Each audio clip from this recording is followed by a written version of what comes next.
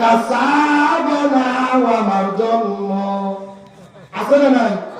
আদা দিও, এলাচি দিও, চিনি দিও সামান্য, একটা চা বানাও স্যারের জন্য।